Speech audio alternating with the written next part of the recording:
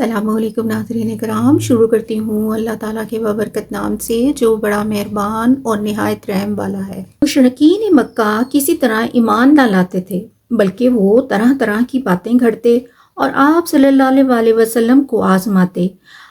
اب انہوں نے آپ صلی اللہ علیہ وسلم سے معجزے کے لیے کہا۔ وہ سمجھتے تھے کہ یہ پیغمبروں کی خاصیت ہے کہ وہ جب چاہیں ایسے معجزات لا سکتے ہیں، جیسے حضرت موسیٰ علیہ السلام کے پاس عصا تھا، حضرت صالح علیہ السلام کو اونٹنی ملی تھی، اور حضرت عیسیٰ علیہ السلام کو مردوں کو زندہ کرنے کا معجزہ دیا گیا تھا۔ آپ صلی اللہ علیہ وسلم بھی ایسی کوئی نشانی دکھلائیں، اور حضور صلی اللہ علیہ وسلم بھی چاہتے تھے کہ وہ کسی طرح ایمان لے آئے۔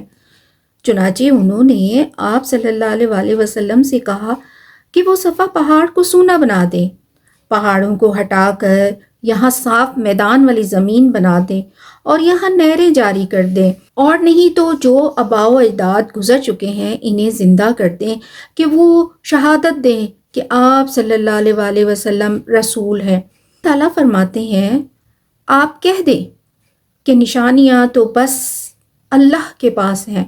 اور تمہیں کیا خبر کہ جب وہ آ جائیں گی تو یہ لوگ ایمان نہیں لائیں گے۔ اور کہا سورہ اسراء میں کہ یہ ہرگز آپ صلی اللہ علیہ وسلم پر ایمان نہیں لائیں گے یہاں تک کہ آپ ہمارے لیے زمین سے چشمہ جاری کر دیں، یا آپ کے لیے کھجور انگور کے باغ ہوں جس کے درمیان نہریں جاری ہوں، یا اللہ اور فرشتوں کو ہمارے روبرو حاضر کر دیں، یا آپ کے لیے سونے کا گھر ہو اور آپ آسمان میں چڑھ جائیں، ہم آپ کے چڑھنے کو بھی تسلیم نہیں کریں گے